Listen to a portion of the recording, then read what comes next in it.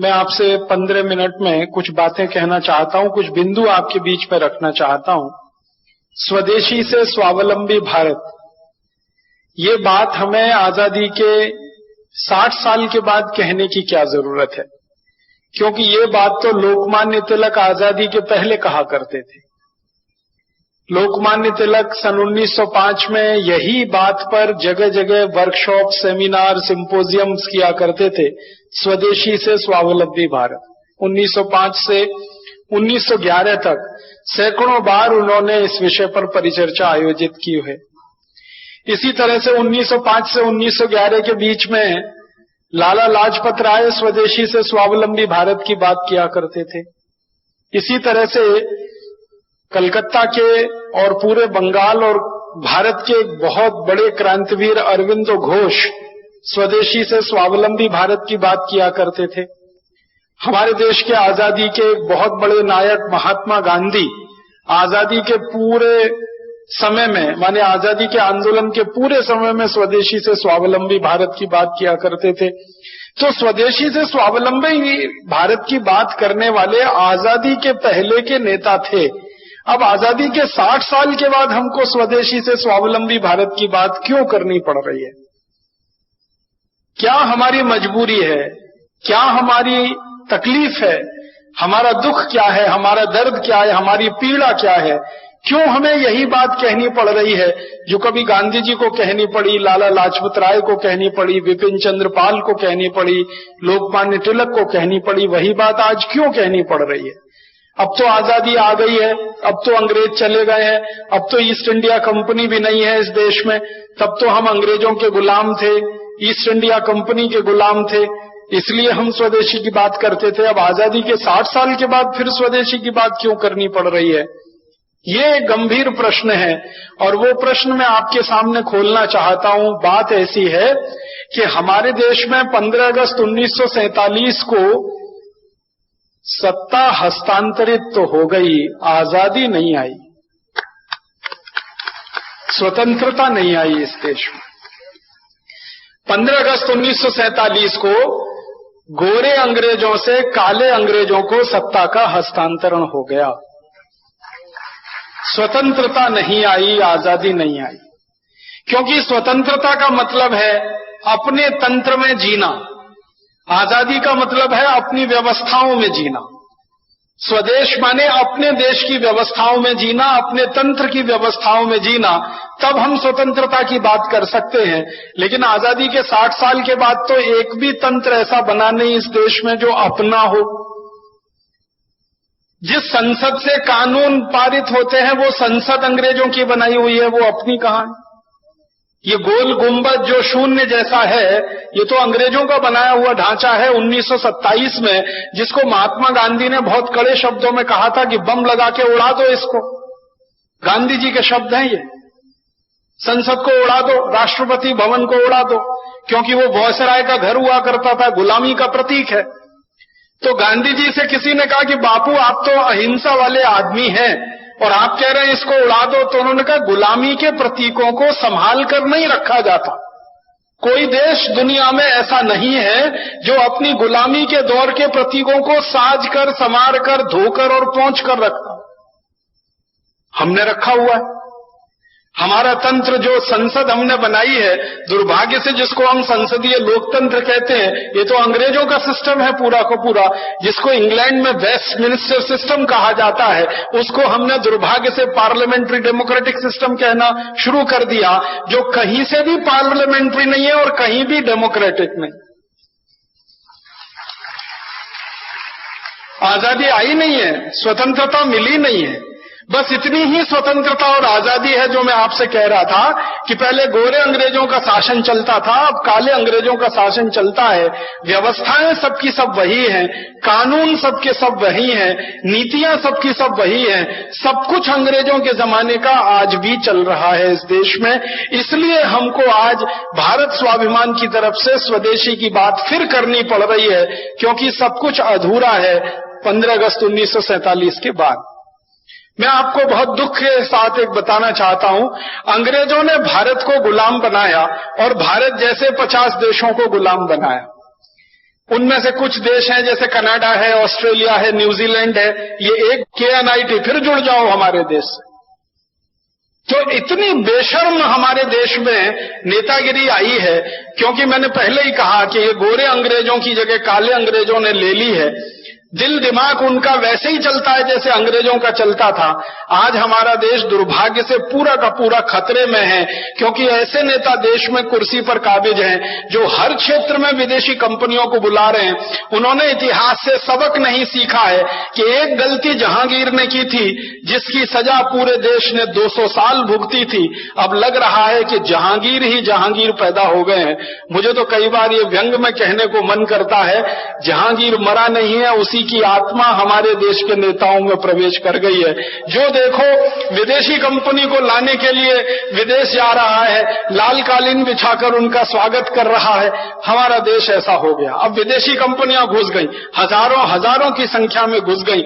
इन कंपनियों ने जिंदगी के हर क्षेत्र पर कब्जा कर लिया। सवेरे आप सोकर उठें तो आपका टूथपेस्ट, बाथरूम में जाएं तो शेविंग किट्स, फिर नहाएं तो उसके बाद साबुन, फिर कपड़ा धोएं तो उसके साबुन, फिर बाहर निकले तो कपड़े पहने, जूते पहने, चप्पल पहने, क्रीम पाउडर लिपस्टिक इस्तेमाल करें, सब कुछ विदेशी। सवेरे से शाम तक, रात को सोने जाए तो मच्छर भगाने वाली अगरबत्ती भी विदेशी, और जिस मच्छरदानी में सोए वो मच्छरदानी विदेशी, जिस बिस्तर पे सोए उसका गद्दा विदेशी, गद्दे के ऊपर चादर विदेशी, सब कुछ विदेशी हो गया। 50 साल पहले तक इस देश में स्वदेशी स्वदेशी स्वदेशी स्वदेशी मंत्र हुआ करता था। आज इस देश के नेताओं ने विदेशी विदेशी विदेशी सब बना दिया।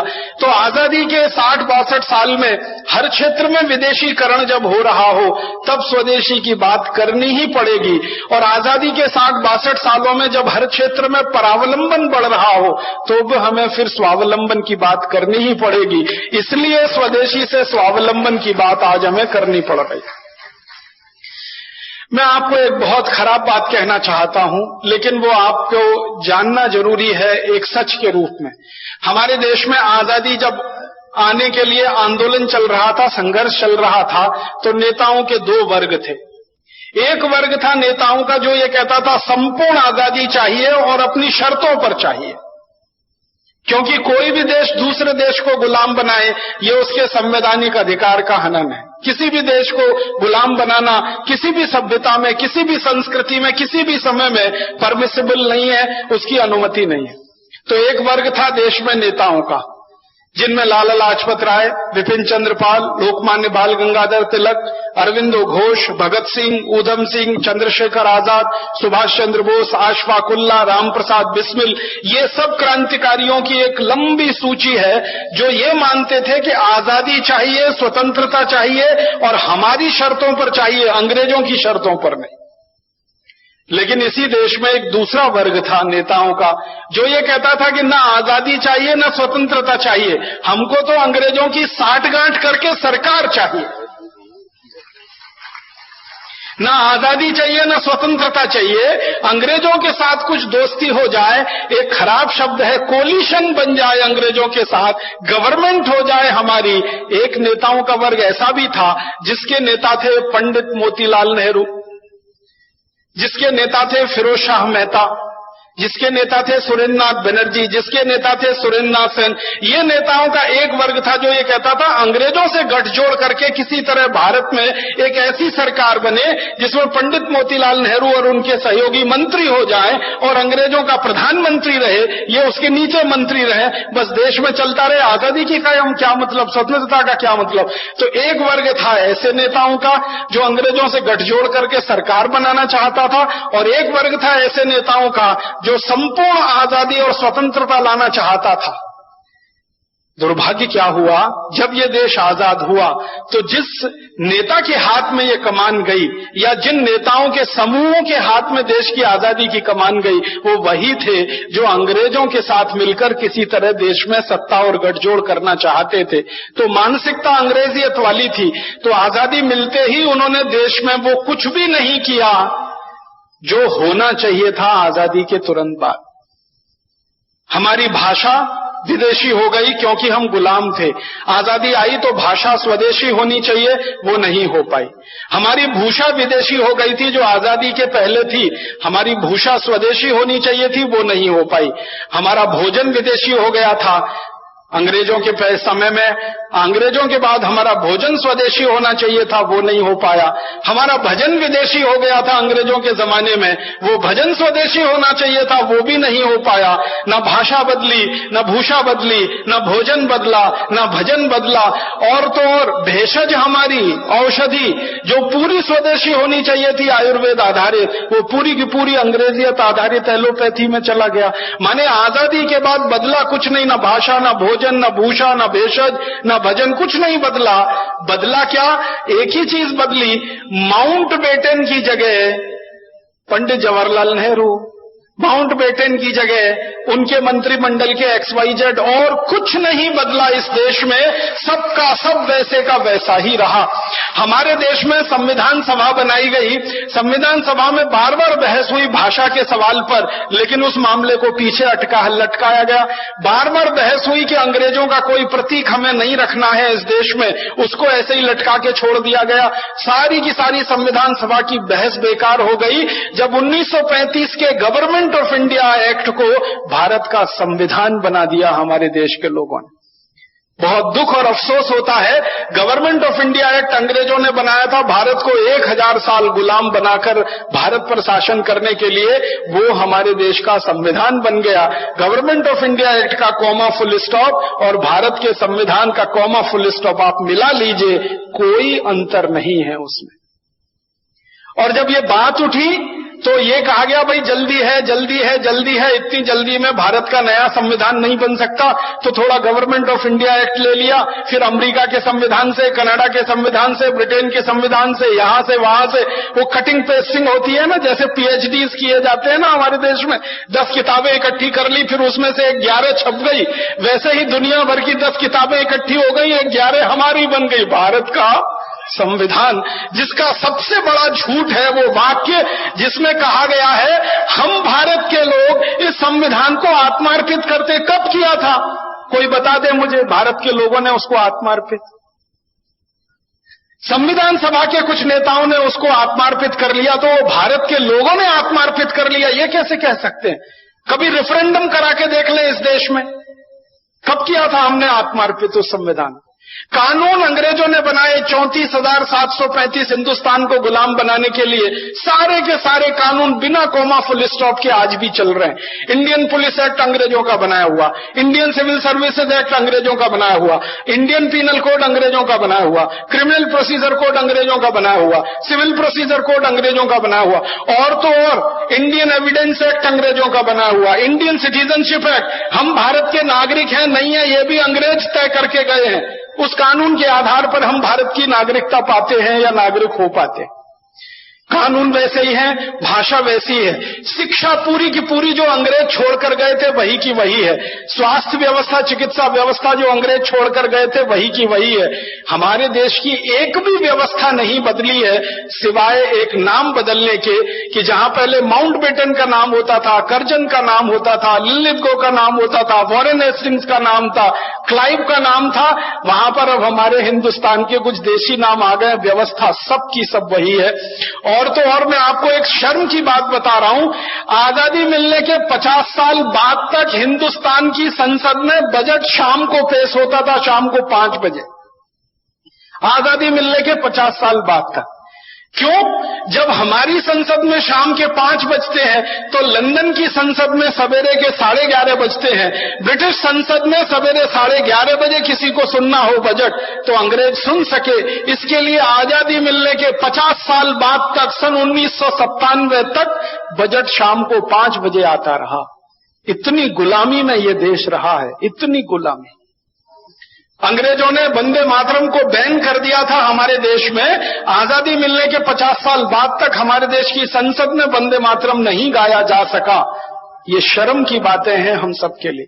तो इसलिए हमारा मानना है, कम से कम मेरा तो मानना है, आजादी आई नहीं है, स्वतंत्रता मिली नहीं है। स्वास्थ्य व्यवस्था, चिकित्सा व्यवस्था जो अंग्रेज छोड़कर गए थे वही की वही है।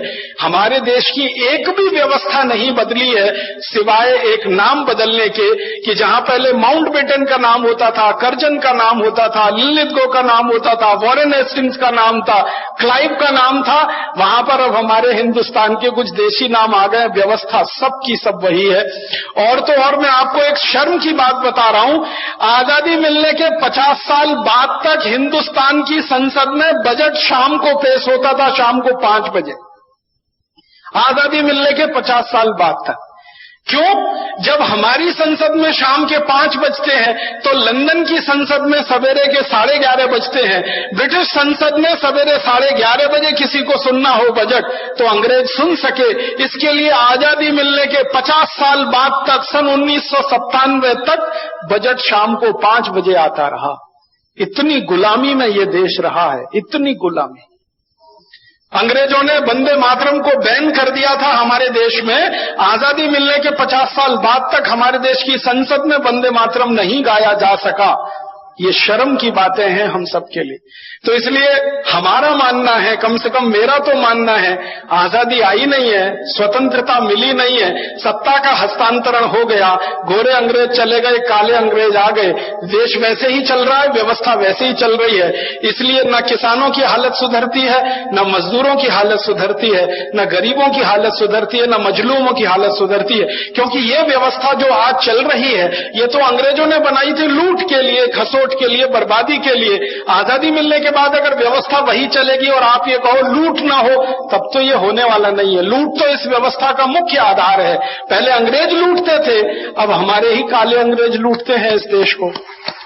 पहले अंग्रेज लूटते थे इस देश को और लाखों करोड़ों रुपया लंदन लेके जाते थे। एक अंग्रेज का जानकारी देके मैं खत्म कर रहा हूं। रॉबर्ट क्लाइव नाम का एक अंग्रेज था, हिंदुस्तान आया, बंगाल का राजा बन गया, गवर्नर हो गया, लूटना शुरू किया उसने। कलकत्ता नाम के शहर को 7-8 साल लूटा। लूटने के बाद सारा माल लेके लंदन गया। ब्रिटिश पार्लियामेंट में उसकी शिकायत हो गई। कई लोगों ने उसकी शिकायत की कि इसने बहुत अत्याचार किए हैं भारत में और लूट मचाई है, तो उसके खिलाफ मुकदमा चला। वो अंग्रेजों का पहला और आखिरी अधिकारी था जिसके खिलाफ मुकदमा ब्रिटिश पार्लियामेंट में चला।